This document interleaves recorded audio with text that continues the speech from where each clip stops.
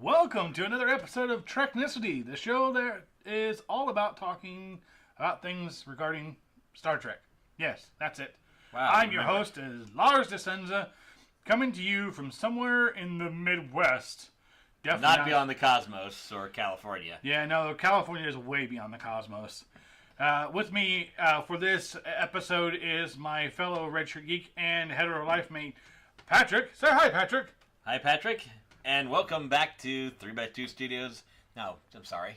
Correction. Redshirt Geeks, Ohio. Which is also 3x2 Studios, Ohio. I've lost track. Yes. It's just too long of a day. Exactly. In this episode, we're going to talk about Star Trek VI, The Undiscovered Country. The good movie. Yeah, actually, a return to great form for Star Trek. Sadly, the last episode of the full original crew, but still. Unfortunately, we still have Kirk for another movie, but on the plus side, he dies in the next one. Spoiler alert. Oh, he does? Spoiler alert! He doesn't die in this one, unfortunately. Right. We hope he had, but he should have died after Star Trek V. But he was only fighting God.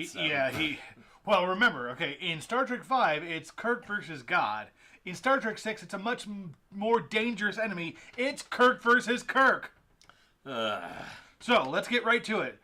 So, let's see here. This one was directed by Nicholas Meyer, and our music was by Cliff Edelman? Eidelman, whatever. I can't remember. I don't remember anything else significant that he did, although we looked it up, and I was trying to remember. I don't know. But we get back to the Star Trek form of running opening credits that have absolutely nothing to them other than names and a starfield.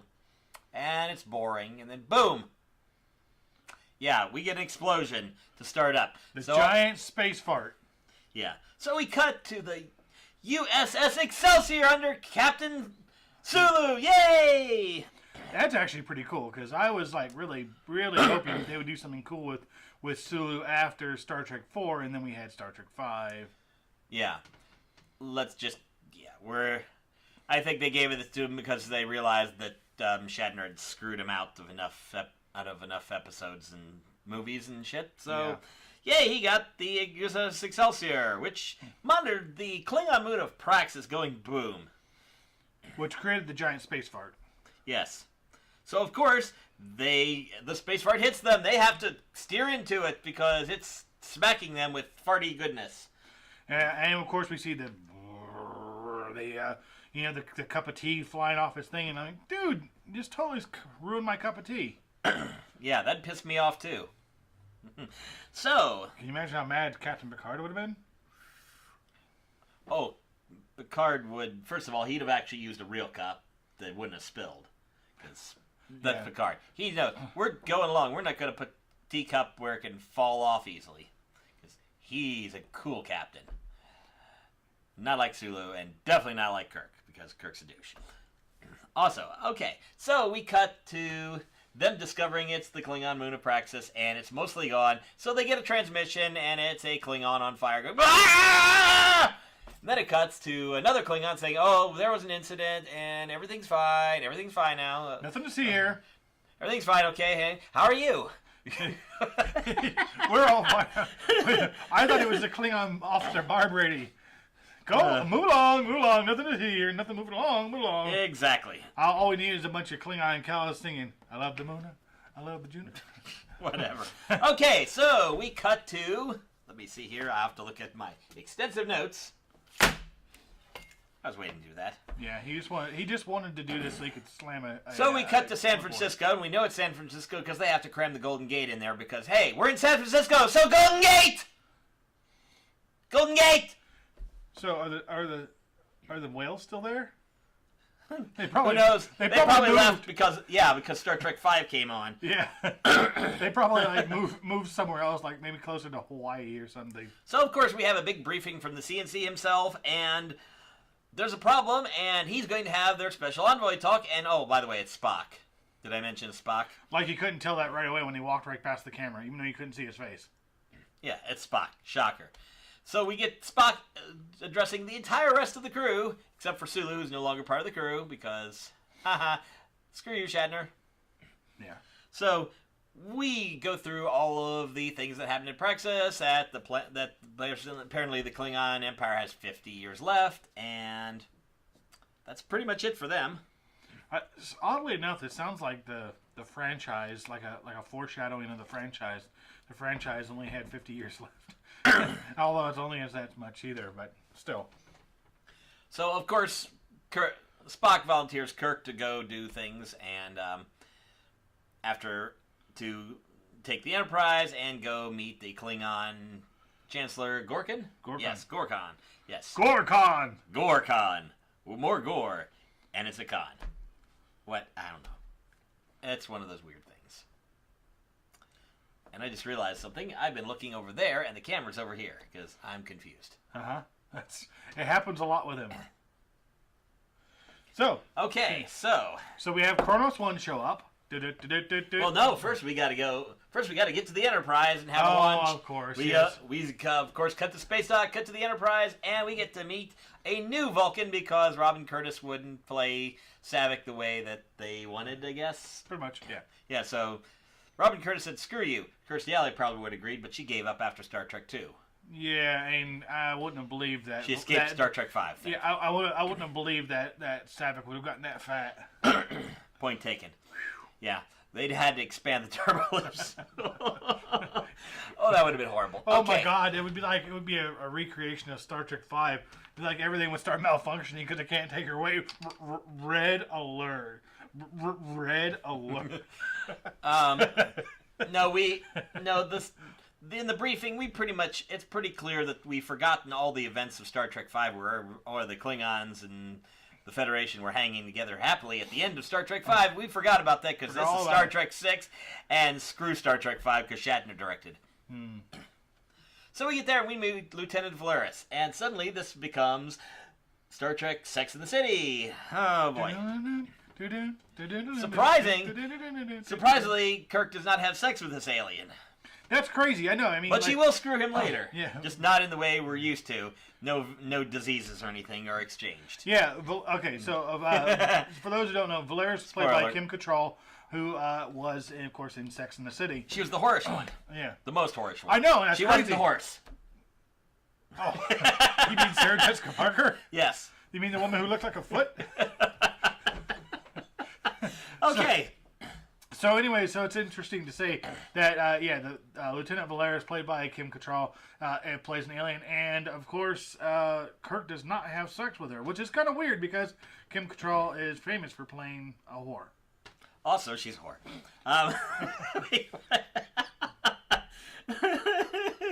Okay, so apparently the ship pulls out with no problems because that was Star Trek 5, and we've forgotten about that movie.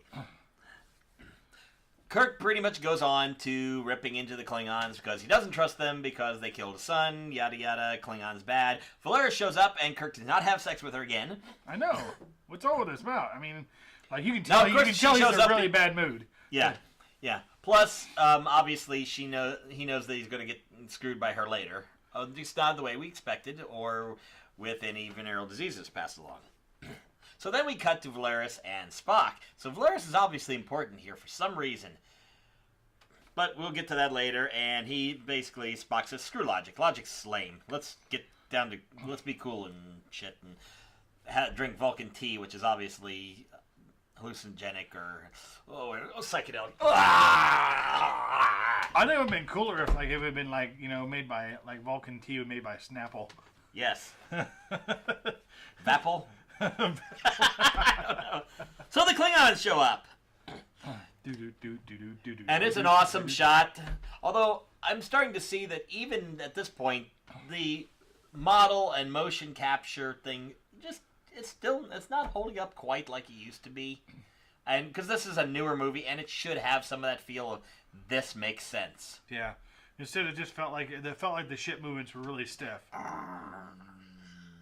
Like some guy's just like, it's too, okay, over here, okay, all right, there you go. Mind you, the effects still hold up, but it's just a little nitpick. So, of course, Kirk talks to the Klingons and says, hey, you want to come to dinner? And then we get our first reference to... I'm not going to go there. This is going to go really wrong if I go anywhere near that topic. Guess who's coming to dinner? We're going to pause for just a moment here because, yeah. Needless to say, we don't want to get into 3x2 territory with... No, and there's, I mean, the whole dinner scene. Well, now, that's worse than 3x2.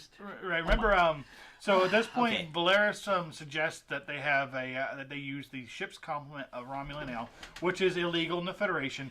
But everybody has it because prohibition is bullshit. Yeah. Remember that? Prohibition is bullshit. Yeah, so they, they whip out their Romulan ale. They have a discussion over dinner where the Klingons eat like pigs, for the most part. And they sit there, get drunk, and insult each other constantly while quoting Shakespeare. In the original Klingon. So they go through, they finish their dinner, they go back to the transporter room to see their guests off. You can tell they're all sort of like, oh, this is going to suck, Chancellor Gorkon says to Kirk that if there is to be a new future, our generation will be the hardest to live in it. Also, we get the title mentioned because the Undiscovered Country. Roll credits. Yeah, that's right. Ding. That's during the dinner scene. Because the first toast. That's the word I'm looking for. The first toast of the evening is by Chancellor Gorkon, where he holds it to the Undiscovered Country. And everybody's like, what the hell? Like, seriously. Dude, we're not even 20 minutes in, and you're already saying the name of the movie. Okay. Oh, thanks. So that's why they break into this whole discussion about Shakespeare, and of course it makes the entire scene drag because talk ba. And they're like, also for really? some reason when I creatively acquired this file, it has no subtitles, so we're kind of having just understand Klingon. I think it was fun. I think it was just more fun because we were making up our own words. Let's not repeat those words. Yeah. Although it was kind of like it was like a table read for Klingon Oklahoma. So everybody, after getting drunk, Kirk gets called to the bridge. There's some weird thing, and it appears that they just shot the Klingons with torpedoes, and then a second torpedo, and they're all panicky. And then some guys beam over and start shooting everybody, and for some reason the Klingons are bleeding Pepto-Bismol. Yeah, actually, what the shit? The rule or the reason for that is because if they had used the red blood like they had originally filmed, they were gonna get stuck with an R rating. So they had to change it to Pepto-Bismol blood, and voila, PG-13. Yeah. And before and after, Klingons continued to bleed regular blood instead of Pepto. Yeah. Actually, after this, it's weird. Also, the Klingons, who are these warriors, apparently none of them ever learned how to operate and fight in zero-G. Yeah. That's an oversight and a half. That's crazy, yeah, because they're all stuck, like they're all floating around, and these guys walk around making the moves. I did particularly like the part where the dude shot his arm off. Yeah. I mean, what a better way to ruin a Klingon, by shooting his arm off. Yeah, now he's going to have to go with hands. Hey! You know I was going there. Yeah, I did. Okay, so the bad guys that just shot up everybody go to the transporter, beam off. We see blood go in because plot point. That's going to be important. Mm-hmm. Foreshadowing. So, speaking of foreshadowing, I forgot a scene after they get the Klingons off. Valeris talks to, who we eventually find out, spoiler alert, is the assassin, says, you have a job to do, step to it. Yeah, the two guys, the two crewmen she berates are actually the two guys in the spacesuit shooting all the Klingons. Yeah. So yeah, they foreshadow the living ass off this thing. Yeah, if you can't follow the plot early on in this one, well, you need to stop watching movies. Also, we're focusing a whole lot on this new person who apparently more than likely changed the logs and seems to always be keeping up with Spock, which nobody keeps up with Spock and Kirk. Yeah. I mean, Spock writes his own dialogue. Come on. Pretty much. Okay, so after that, the Klingons, General Chang shows up and he's looking all pissed and says, I'm going to shoot you guys. Okay, Klingons surround and say, okay, we surrender. I'm like, what? Everybody's like, Kirk, what? You're gonna what? Kirk and McCoy, of course, go over to the Klingon ship after Spock slaps the not obvious at all Viridian patch on Kirk's back. They get over there. Interesting note, when I first saw this movie in a theater back in the 90s, I didn't notice it. Yeah. About the second viewing, you notice it. Yeah. Because it's in every shot. Also, don't you think the Klingons would strip off and put you into some kind of prison garb so you don't have all your little shiny bits? Yeah. You know, like the little command insignias, you can take the little thing on. And take away all Kirk's. You know he's got to have some condoms strapped up back in there because. Because you know he's got to find some aliens to screw in a future scene. Wonder if he banged any Klingons in the prison while he was waiting before they. I want to go with the idea that like Jay in Clerks 2, you know, except in this case we're talking about Kirk. Like, you know, McCoy's like, there you go. I'm not gonna go homeboy after Klingon. Sorry, I almost started with Goodbye Horses there. But... Please don't. Okay, so they get over there. McCoy's completely incompetent as a doctor for some reason. And Gorka dies. Chang has him arrested. Yeah. But that's pretty much it. There's not a whole lot there other than we tried to save him. We tried to save him. I'm right. McCoy. So of course they find out that they've been captured. There is a discussion between the Klingon ambassador, the president of the Federation, the Romulan ambassador, and Ambassador Sarek. The Klingon ambassador is the same one from Star Trek 4, Save the Whales. Save the whales! There. Thank you.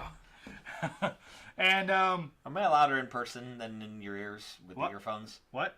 Okay, good.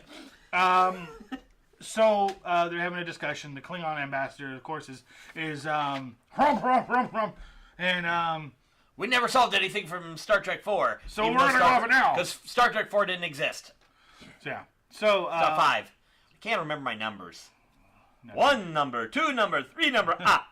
Star Trek 5. So glad they stopped numbering after this one. Yeah, they did. Although technically Generations was Star Trek 7. The conversation is that the Klingon ambassador is demanding that Kirk and McCoy face trial for violations of interstellar law. So of course they agree. Meanwhile, Spock's taking command and giving all the evasive answers like, I know what's going on, but I'm not going to reveal it because that's called plot. I thought maybe he's going to respond a couple of times with like double dumbass on you or the hell. Yeah. Like use the hell. Although for some reason he can, yeah, I think he still can, he's able to curse perfectly fine here. He even cursed in that one movie that they all forgot about. But no, Star Trek 4, we have to be as stupid as we can be. Pretty much, yeah. So, let's see here. Where were we? Okay, hold on, I cannot read my own writing also. Okay. Get his old man glasses. Time to get the old man glasses because I can't read. Okay, yep. Hey, I just want to let you know, he looks like the guy from Old Man Gaming. Back in Martyr, they only had 8 bits to play with, and you only had 12 colors, so you had to have everything. Okay, let's continue. We only had 8 bits, and we liked it. So, obviously, the Federation's calling and trying to get the Enterprise back. Valeris is saying, hey, how about we do something about sabos, as in sabotage. Ha! As in, I want to keep the ship here because that will cause more trouble. And wait a minute. Why are we learning something from her? I don't care about wooden shoes. Just say, throw a wrench in the monkey works. Yeah. Meanwhile, Gorkin's daughter, Azatbur, what a stupid name, seriously. For a Klingon too. Yeah, takes over as the Chancellor, and they're gonna go ahead and go on with the peace conference, but we're moving it away from Earth to some unknown location that will obviously be a cameo. Let's see here. Where are we at? So we cut to the trial, and we get Klingon cameo number 1, Worf. Colonel Worf, that is, which is Lieutenant Worf's grandfather. Because we got to cram in a Worf here. Because why not? Yep. I'm pretty sure that Michael Dorn was probably just walking around the set one day and they're like, "Hey, you played a Klingon. Do you want to do it again?" Sure, of course I'll be a Klingon. I'm a good Klingon. So how are we going to do some weird timeline thing where Worf travels back in time? No, you can be your own grandfather. Okay, that's a paycheck. I mean, what else am I going to do? What else has he done? No clue. Okay, Michael Dorn. He played. Let's see. He played Lieutenant Worf. He played Lieutenant Commander Worf. He played Commander Worf. And there was that other one. He played Colonel Worf. Okay, so yeah, I'm sure he's done other things, but I don't remember any of them. So we go into more talking on the Enterprise about how we know that we didn't fire, but there are things that we fire, so it has to be a cloak ship or something. Remember Scott? Remember Scotty? He's like, they're like, we fired, and he's like, that is not possible. All weapons visually accounted for. I know I stroked every torpedo myself. Yeah. Wait, what? You know, we've gone into a territory where we promised we wouldn't go with this show. All I can say to you is, enjoy! It's my fault? It is your fault. You know, okay. This show actually just, a little sideline. This show was designed to be something a vehicle for me to explore my passions about Star Trek and to get me more comfortable with the camera.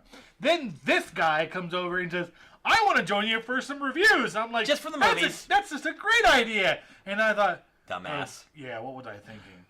Okay, so meanwhile so Colonel Worf is part of the show trial on Kronos, and of course there's Chang's of course hamming it up, and it's beautiful because Christopher Plummer is beautifully hammy in this, and it's lovely and it's wonderful, and he's one of the best parts of this movie. Just tears into him, and of course they find him guilty, but oh no, we're not going to send him to death, we're just going to send him to a place where they're sure to die. Wait, what? Yay! That's called peace. Peace. We're going to send you to die somewhere rather than just killing you outright. Yeah. In the interest of a forthcoming peace conference, the sentence of death is commuted. Oh, rubble. I'm not going there. Okay. Yeah. It was. Yeah, we were a little more off color as we got to sit together and watch this together and just comment and go really off. Yeah. Thankfully, that was not recorded. Whew. That he knows of. Okay, so let's cut to Ropente, which is cold. Really cold. Yeah, it's as I referred to it. I referred to it as Discount Tatooine, and then he corrected me and called it Discount Hoth. Or Ohio right now. Yeah, 2 suns and lots of cold weather. Wait. Yeah, you came into Ohio and surprise, winter! It's the weather outside is frightful. And inside we have the heat off so we don't make this noise, so it's not delightful. Okay. This is the part where I say, I can't believe I actually want to get back to Los Angeles. Exactly. So Kirk and McCoy get to Ropente, and they almost get into a fight with an alien, and we meet Martia, who is a hot alien chick, and apparently Kirk's going to make out with her. At some point. You know what's going to happen. Then for some reason she changes to a big burly alien, and I think Kirk still makes out with her, and then she changes to a little girl, and Kirk becomes a pedophile. We'll talk about that later, though. Okay. So we continue. We go investigating, and they're in the kitchen, and Valeris ruins some mashed potatoes. Bitch. I mean, that's carbs, so I'm not so broken up. Yeah, but come on. I mean, Vulcans are vegetarians by nature. Come on. Why would you ruin a giant thing of mashed potatoes? What did they do to you? Proves that nobody vaporized any boots on board because they're looking for gravity boots. I think I forgot to mention the gravity boots. Meanwhile, we cut back to Kirk, who's fighting another alien, and he kicks him in the knee nuts. Yep. The end. Kirk, of course, is regretting everything because, well, one, he's in another Star Trek movie, and he's going to be out of Star Trek movies pretty soon. So things are heating up, and we've got a situation brewing. So get Ensign cameo number 2, and that would be Cameo Slater. That's right, Ensign cameo Slater. Yeah. So he shows up and wakes Sulu up and says, hey, something's going on. Okay, whatever. They want to know where Enterprise is. And Sulu responds, respond back to them. We have no idea of location of Enterprise. And he's like, sir? He's like, Yeah, okay. Anyways. So we're bouncing between. Meanwhile, they find the gravity boots on the Enterprise. And, yeah. So they're obviously going to do something with that. Where do we bounce over to? Martia is now the big furry guy and says, let's go mining, and then we'll escape, because that's the plan. Yeah. Because that's when she turns into a little girl. Real world, kids. Yes. You change into a little girl and have Kirk have sex with you. So, let's see here. Yeah. So we cut back to the Enterprise, where they call in the Ensign Dax, who's not the cool Dax we know from DS9, but some other weird alien-looking thing. Yeah, with and of course, Chekhov has to do. Have you ever heard of the Russian known as Cinderella? If the shoe fits, wear it. And of course, the alien has weird legs. Yeah. And feet. So yeah. So Kirk and McCoy escape to the surface, and it's really cold. And yeah, there's not a whole lot. We're slowly. Meanwhile, Spock sees what's going on and says, okay, let's go. They take off and go to the neutral zone, where we get the worst scene of the movie with Uhura. Go ahead. Okay, so anybody who is a fan of Star Trek knows Uhura's reputation. She is a polyglot. Okay, Even Abrams got this one right. Yep. So they basically say, well, we have to, they go through the neutral zone.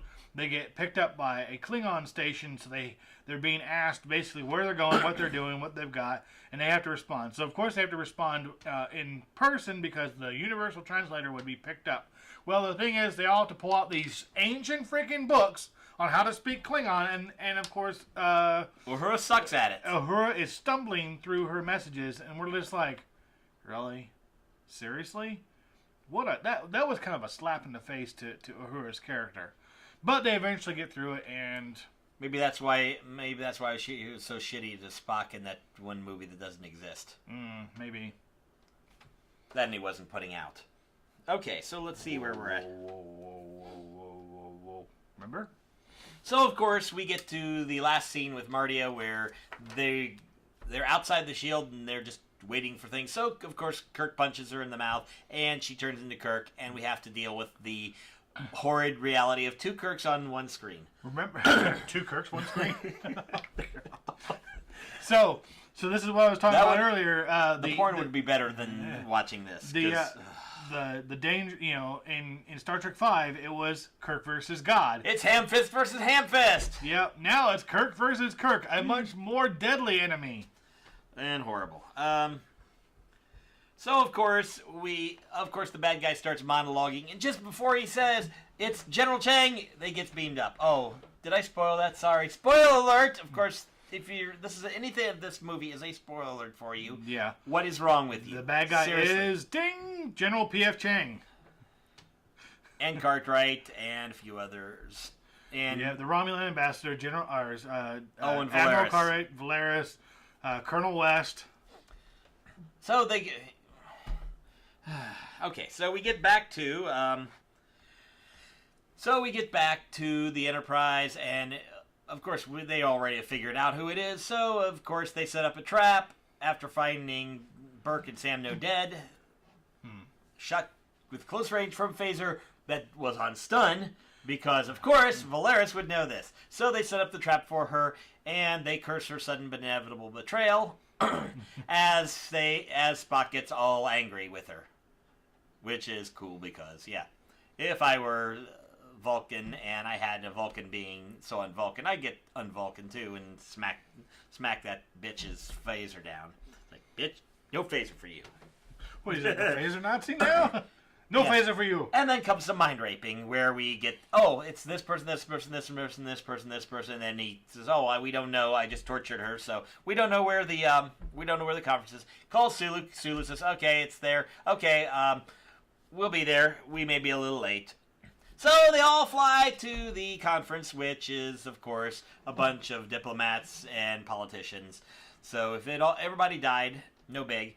And they will all die there eventually because it's Camp Kittimer! Surprise! Supplies. If you thought that was the only TNG TNG reference. tie-in, yep, it's Camp Kittimer, where Worf's dad and Colonel Worf's son snuff it. Of course, Colonel Worf is there on Kittimer because he's got to squeeze out a son, and then eventually have a grandson who, of course, will survive the Kittimer massacre, yada, yada, yada, yada, blah, blah, blah. I don't care. So, of course, the Enterprise rolls into orbit, and guess who's waiting there in his cloaked ship that can fire while cloaked? It is General Chang. B.F. Chang. Yeah, and of course he starts quoting Shakespeare and taunting Kirk as he starts shooting holes in the Enterprise. Eventually Excelsior shows up and they start shooting Excelsior a little, but mainly shooting Enterprise because we want to see the Enterprise get shot up. That's kind of a requisite for good Star Trek movies. Star Trek 2, Star Trek 3, Star Trek 6, not Star Trek 5. We didn't really see the ship getting shot up in that suck of a movie. No, but we did see it get shot up pretty bad in Star Trek 10. Which is Nemesis. We don't care about that. And then we see it get shot up really bad in Star Trek Beyond. And in Abrams' Trek it gets blasted, and Star Trek Beyond it gets blasted to pieces and destroyed again because it's the third movie, so we got to destroy the Enterprise. That's right. Chris Pine's saying, "No, I'm not doing the whale movie." Thank you. Space whales. Space whales. Better than... Oh, never mind. I'm not going there again. Okay, so, of course, they fly in, and eventually Spock and McCoy rig a torpedo, they shoot it, blow up General Chang, and then they beam down and stop the assassin, who, for some reason, has red blood again. It's because he's human. That was because he was Colonel West, a human. Yeah, whatever. In a Klingon outfit. Okay, so either way, they stop the assassination. Kirk gives his stupid "I'm Kirk and this is what we've learned" monologue, and then they get back to the ships. Sulu says goodbye and flies off, and then we get a shot of the crew where Kirk does one more monologue, and they sail into the sun and burn up and die. Remember Spock's final line of the movie, which was pretty cool. He basically, I'm paraphrasing here, but he says, "If I were human, my response would be, go to hell." Of course he can curse just fine. Of course. Because this isn't Star Trek 4. Because double dumbass on you. Thankfully, it's also not Star Trek 5. Yeah. So anyways. That's the last of them. We're done with the original crew. Except for the few that show up for the opening scene of Generations. And, of course, Shatner and that hanger-on asshat Shatner. Because Shatner. So, official review of this movie, we give it 4 out of 5. Oh no, 5. 5 of these, because this is of the original. This is actually my favorite, more so than Khan. Really? The only movie in Star Trek where Khan appears. There's only one. It's Star Trek 2. Remember that. Not Star Trek 2 Mark II. Yes, there's only one movie where Khan appears, and it is my second favorite of the original movies, and possibly maybe the second, if not my favorite of them all. Because Star Trek First Contact is 2 movies away, and that one is... Wait for that one. That's that my one. favorite. So, anyways, this has been fun. I enjoyed talking about this. Actually, I really enjoyed doing it. Now get out of the state, asshole. Bye. Gotta go. I'll see you in Treknicity next week. I'll be back in my LA office. And meanwhile... Rock out. With his Spock out. See ya, folks.